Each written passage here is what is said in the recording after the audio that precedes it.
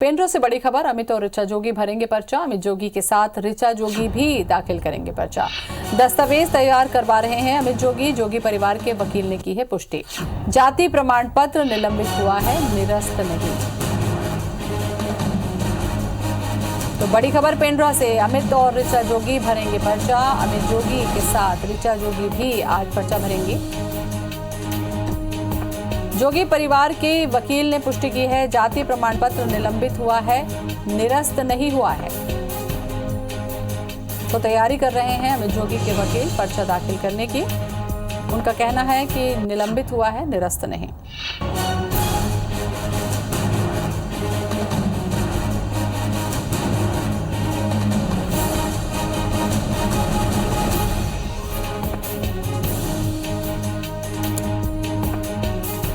तो जोगी परिवार के वकील का बयान। और इसी खबर पर ज्यादा जानकारी के लिए हमारे साथ जुड़ रहे हैं हमारे संवाददाता शरद अग्रवाल। शरद, कहना है कि निलंबित हुआ है, निरस्त नहीं हुआ, इस लिहाज से दोनों ही नामांकन दाखिल करेंगे। बिल्कुल, अभी जो अमित जोगी के बंगले में जो तैयारियां चल रही हैं, उस लिहाज से ये सूत्र बता रहे हैं कि अमित जोगी के साथ ही साथ ऋचा जोगी भी नामांकन दाखिल करेंगी।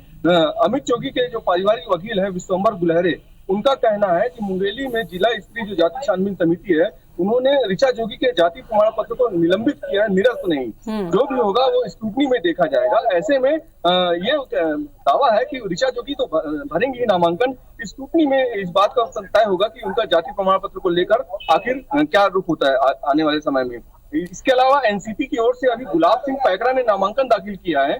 साथ ही साथ अन्य निर्दलीयों का भी नामांकन जमा करने का सिलसिला लगातार जारी है। सीएम भूपेश बघेल अभी रायपुर से निकल चुके हैं, जो कोरबा जिले के पसान में उतरेंगे। वहां से सीधे 5 कारों के काफिले के साथ अपने अन्य कांग्रेसी नेताओं के साथ यहाँ नामांकन पहले जमा करेंगे। इसके बाद एक सभा को संबोधित करेंगे। इसके बाद कार्यकर्ताओं से बैठक लेकर वापस रायपुर के लिए रवाना होंगे। उनके साथ पीसीसी चीफ मोहन मरकाम, कोरबा सांसद ज्योत्सना महंत, छाया वर्मा सहित तमाम विधायक और मंत्री भी रहेंगे और 4 संसदीय सचिवों को भी रहने की संभावना है। जी बिल्कुल। तो शरद, ये समझा जाए कि जांच अभी चल रही है दस्तावेजों की, ऐसे में दोनों ही दाखिल कर रहे हैं। मान लीजिए किसी एक का निरस्त होता है तो कम से कम दूसरे के पास में विकल्प रहे, क्या ये सोच है? बिल्कुल, चूंकि ऋचा जोगी का जाति प्रमाण पत्र का मामला मुंगेली जिले में चल रहा है और अमित जोगी का जाति प्रमाण पत्र का मामला गौरेला पेंड्रा मरवाही में चल रहा है, तो ये माना जा रहा है कि यदि किसी एक के भी जाति प्रमाण पत्र को लेकर कुछ संकट की स्थिति होती है तो ऐसे में दूसरा प्रत्याशी कम से कम वैध रहे और चुनाव लड़ सके। तो कहीं ना कहीं पूरी ताकत से चुनाव लड़ने का मनसा जोगी परिवार की नजर आ रही है और इसी लिहाज से दोनों के फॉर्म आज जमा होंगे। चलिए, बहुत बहुत शुक्रिया शरद तमाम जानकारी के लिए आपका। नामांकन से पहले अजीत जोगी की समाधि पर परिवार ने नमन किया। आपको बता दें कि 3 नवंबर को मरवाही में उपचुनाव होना है। 2 दशक से जोगी परिवार के खाते में मरवाही की सीट रही है। तो ये इस वक्त की बड़ी खबर। आज अंतिम दिन अमित ऋचा जोगी ने अपना नामांकन जमा किया है। अमित जोगी ने उपचुनाव के लिए नामांकन भरा है। ऋचा जोगी ने भी पर्चा दाखिल किया है।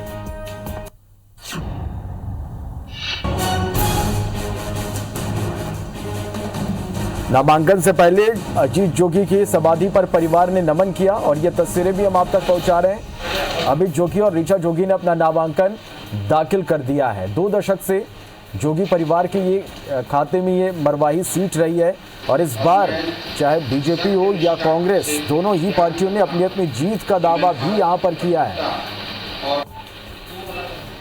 तो ऋचा जोगी ने भी अपना नामांकन दाखिल किया है। चले, शरद हमारे संवाददाता फोन लाइन पे जुड़ा है। शरद, अमित और ऋचा जोगी ने अपना नामांकन दाखिल कर दिया, क्या कुछ अपडेट इस पूरी खबर पर? बिल्कुल, जैसा कि हमने पहले ही बता दिया था कि अमित जोगी के साथ साथ ऋचा जोगी भी नामांकन दाखिल करेंगी, ठीक वैसा ही हुआ। और अभी से कुछ देर पहले अमित जोगी और ऋचा जोगी दोनों ने ही अलग अलग नामांकन दाखिल किया है। मरवाही उपचुनाव के लिए इन दोनों ने अपने अपने 2 प्रस्तावकों के साथ नामांकन दाखिल किया है। इनके साथ इनकी माँ रेणु जोगी मौजूद रही। सबसे पहले इन्होंने अपनी माँ का चरण स्पर्श करके आशीर्वाद लिया। इसके बाद एक एक करके नामांकन जमा किया और शपथ लिया है। दोनों का ही नामांकन फॉर्म अभी प्रक्रिया अंदर जारी है। निर्वाचन अधिकारी पड़ताल कर रहे हैं जो दस्तावेज प्रस्तुत किए हैं इन लोगों ने, और इसके बाद अभी अंदर की लगातार प्रक्रिया जारी है। जी शरद, नामांकन के साथ ही अब जो तस्वीरें हैं वो पूरी तरह से साफ हो चुकी है। किस तरह के समीकरण और किस तरह के यहाँ पर राजनीतिक आप हलचल देख पा रहे हैं? कल चूंकि इन नामांकन फॉर्मों की स्क्रूटनी होनी है, लिहाजा ये बात कयास लगाए जा रहे हैं कि स्क्रूटनी के दौरान ही कुछ बातें सामने आ सकेंगी। फिलहाल इन दोनों ने जो नामांकन दाखिल किया है, चुनाव लड़ने और नहीं लड़ने की जो असमंजस की स्थिति अभी भी बरकरार रहेगी, क्योंकि दोनों में से एक ही लड़ेंगे, पर कोई किसी प्रकार का रिस्क नहीं लेना चाहती जनता कांग्रेस छत्तीसगढ़, और आज दोनों ने ही नामांकन दाखिल किया है। तो ऐसे में सरगर्मी और भी बढ़े रहेगी। आपसे कुछ देर बाद यहाँ मुख्यमंत्री भूपेश बघेल पहुंचने वाले हैं। कांग्रेस के प्रत्याशी डॉक्टर के ध्रुव के नामांकन में मुख्यमंत्री भूपेश बघेल और उनके साथ मोहन मरकाम पीसीसी चीफ और ज्योत्सना महंत भी मौजूद रहेंगी।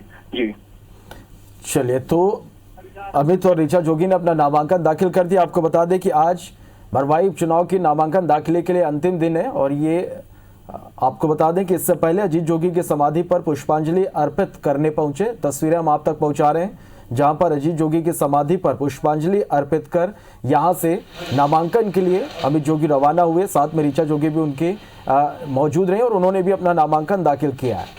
तो ये दो तस्वीरें हम आप तक पहुंचा रहे हैं। और मैं सत्यनिष्ठा से अजीत जोगी की समाधि पर पुष्पांजलि अर्पित करते हुए ये तस्वीरें आप देख पा रहे हैं। नामांकन से ठीक पहले अजीत जोगी के समाधि स्थल पर जोगी परिवार पहुंचा और अजीत जोगी की समाधि पर पुष्पांजलि अर्पित की गई। तो अमित जोगी ने उपचुनाव के लिए अपना नामांकन दाखिल कर दिया और नामांकन दाखिल करने से पहले अजीत जोगी की समाधि स्थल पर अमित जोगी पहुंचे, पुष्पांजलि अर्पित की और इसके बाद यहां से अपना नामांकन दाखिल करने के लिए रवाना हुए। चलिए, हमारे साथ हमारे सहयोगी शरद अग्रवाल हमारे साथ लगातार इस खबर पर बने हुए हैं। शरद, मरवाही उपचुनाव में तीनों ही पार्टियों ने अपनी अपनी जीत का यहां पर दावा किया। नामांकन का आज आखिरी दिन है, किस तरह की यहां पर आप देख पा रहे हैं राजनीति इन दिनों? जी बिल्कुल, अब से कुछ घंटे बाद नामांकन का दौर भी खत्म हो जाएगा। कांग्रेस और भाजपा के जहां प्रत्याशी निश्चित हैं, वहीं पे जनता कांग्रेस छत्तीसगढ़ में कसमकस अभी भी बरकरार रहेगी, क्योंकि ऋचा जोगी और अमित जोगी दोनों ने ही नामांकन भरा है। तब इस प्रकार तीन पार्टियों में मुकाबला लगभग तय माना जा रहा है। पर जाति को लेकर जो संशय है अमित जोगी और ऋचा जोगी की, ये संशय अभी भी तब तक बरकरार रहेगा जब तक इनकी स्क्रूटनी नहीं हो जाती है। क्योंकि अमित जोगी के वकील और खुद अमित जोगी ने भी अभी साफ किया है कि ऋचा जोगी का जो जाति प्रमाण पत्र है वो निलंबित हुआ है, निरस्त नहीं। ऐसे में कल स्क्रूटनी के दौरान वे अपने तथ्य पेश करेंगे कि क्यों आखिर उनको चुनाव नहीं लड़ने दिया जाए। तो राजनीतिक माहौल यहाँ पर काफी तेज देखा जा रहा है। उधर कांग्रेस दमखम के साथ अभी नामांकन जाके दाखिल करने पहुंचने वाली है। मुख्यमंत्री भूपेश बघेल चुनावी सभा लेंगे, कार्यकर्ताओं को मनोबल बढ़ाएंगे, साथ ही साथ चुनावी तैयारियों का भी जायजा लेंगे। तो चुनावी सरगर्मी अभी मरवाही में अभी अब से लेकर कुछ घंटे तक काफी तेज रहने वाली है। इसके बाद कल स्थिति निश्चित होगी कि आखिर जोगी परिवार से कौन लड़ता। चलिए शरद, आप नजर बना के रखिएगा, हर अपडेट आपसे लगातार हम लेते रहेंगे। फिलहाल के लिए शुक्रिया आपका इस पूरी जानकारी के लिए। नामांकन भरा है, ऋचा जोगी ने भी पर्चा दाखिल किया है, साथ में रेणु जोगी मौजूद थी। नामांकन से पहले अजीत जोगी की समाधि पर परिवार ने नमन किया। 3 नवंबर को होना है मरवाही में उपचुनाव। 2 दशक से जोगी परिवार के खाते में रही है मरवाही सीट। तो तस्वीरें हम आपको दिखा रहे हैं। अमित जोगी ने उपचुनाव के लिए नामांकन भरा है।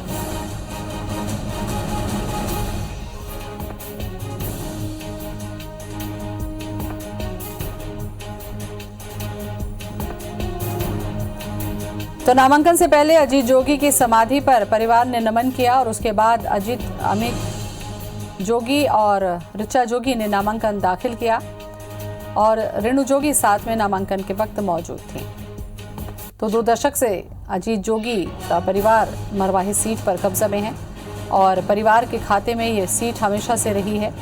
और अब अमित जोगी, तस्वीर हम आपको दिखा रहे हैं, अजीत जोगी की समाधि पर उन्होंने नमन किया परिवार ने और उसके बाद नामांकन दाखिल करने पहुंचे।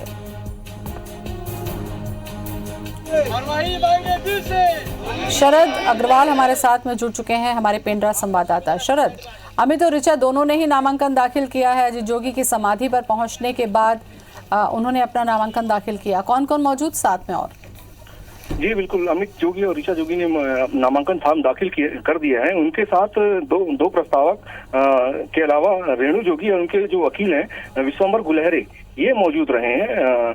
अभी उनके फॉर्म की सूक्ष्मता से जांच चल रही है, अंदर ही अभी वो लगातार बैठे हुए हैं पिछले आधे घंटे से करीब, और फॉर्म की जांच और आवश्यक दस्तावेज प्रस्तुत कर रहे हैं। इसके बाद कुछ देर बाद अब यहाँ पर मुख्यमंत्री के पहुंचने की संभावना है। जो पेंड्रा पहुंचने वाले हैं, पसान में उन्होंने जो हेलीपैड बना था वहां पर पार्टी के लोगों से मुलाकात की, और अब पेंड्रा पहुंचने वाले हैं। इसके बाद कुछ देर बाद वो भी कांग्रेस के प्रत्याशी को साथ लेकर नामांकन दाखिल करेंगे।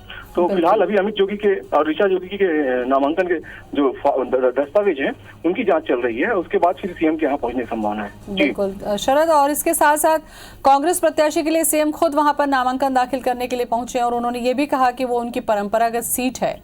इस लिहाज से उनका ये कहना कि मरवाही में कोई विकास नहीं हुआ है, हमारी जीत पक्की है, क्या समझें इसे?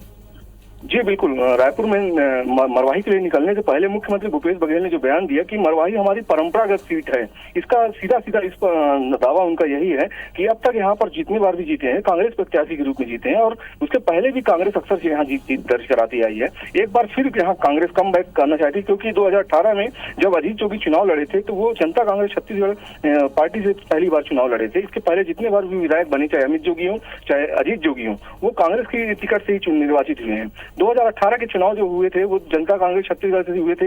एक बार फिर कहीं ना कहीं कांग्रेस कम बैक करके ये साबित करना चाहती है कि ये मरवाही जो है कांग्रेस की परंपरागत सीट ही है, और यहाँ पर रिजल्ट कांग्रेस के पक्ष में लाने के लिए पूरी जोर आजमाइश चल रही है। जी बिल्कुल शरद, ये कहने के पीछे भी शायद यही होगा, क्योंकि कांग्रेस से ही अलग होने के बाद अजीत जोगी ने यहाँ से सीट जो है वो अपनी जीती थी, इस लिहाज से वो कांग्रेस की ही है। जी बिल्कुल, इसका स्पष्ट मतलब है कि ये मरवाही जो अब तक जीत दर्ज कराती आई है 2000 राज्य बनने के बाद से ही लेकर अब तक, इनमें से अधिकांश बार कांग्रेस के प्रत्याशी के रूप में अजीत जोगी, और 2013 में अमित जोगी भी खुद कांग्रेस के ही टिकट से विधायक निर्वाचित हुए थे। तो ये दावा कहीं न कहीं प्रबल नजर आता है, क्योंकि जोगी परिवार के अपने दावे हैं कि उनके परिवार के लोग खड़े लड़ते थे, इसलिए वो जोगी का गढ़ माना है। बिल्कुल शरद, और जोगी का गढ़ इसको माना जाता है। ऐसे में अमित और ऋचा दोनों ने ही नामांकन दाखिल किया है। मान लीजिए किसी एक का निरस्त होता है तो दूसरा चुनाव लड़े। आपको लगता है अजीत जोगी के जाने के बाद में एक सिंपैथी जो होती है, एक सहानुभूति जो होती है, अक्सर उपचुनाव में देखने को मिलती है, उसका पूरा भरोसा है जोगी परिवार को? बिल्कुल, 2 दशक से जोगी परिवार यहाँ पर विधायक के रूप में काबिज है। तो कहीं न कहीं इस बार जो अमित जोगी और ऋचा जोगी जो नामांकन दाखिल कर रही हैं, इसके पीछे एक ही मंशा नजर आ रही है कि वो जो इस मरवाही सीट को कहीं जोगी परिवार की ही सीट बनाकर रखना चाहते हैं, और इसीलिए इन दोनों ने ही नामांकन दाखिल किया, ताकि किसी एक के भी जाति प्रमाण पत्र को लेकर कोई यदि अड़चन आती है तो दूसरा कोई प्रत्याशी हो सके। तो जोगी परिवार की ही परंपरागत सीट बनाई रखने के लिए इस प्रकार की कोशिश की जा रही है कि आज अमित जोगी और ऋचा जोगी दोनों ने ही एक साथ नामांकन दाखिल किया है। चलिए, तो कुल मिलाकर मरवाही जो है सीट सभी के लिए प्रतिष्ठा की बात है। शरद, अभी देखने वाली बात होगी कि मरवाही की जनता अपने लिए किसे चुनती है। बहुत बहुत शुक्रिया आपका तमाम जानकारी के लिए। तो ऋचा और अमित जोगी ने अपना नामांकन दाखिल किया है। उनके वकील ने कहा है कि अभी निलंबित हुआ है उनका, अभी निरस्त नहीं हुआ है, जांच चल रही है। ऐसे में नामांकन वो दाखिल करने के लिए दोनों पहुंचे हैं, साथ में रेणु जोगी भी पहुंची हैं।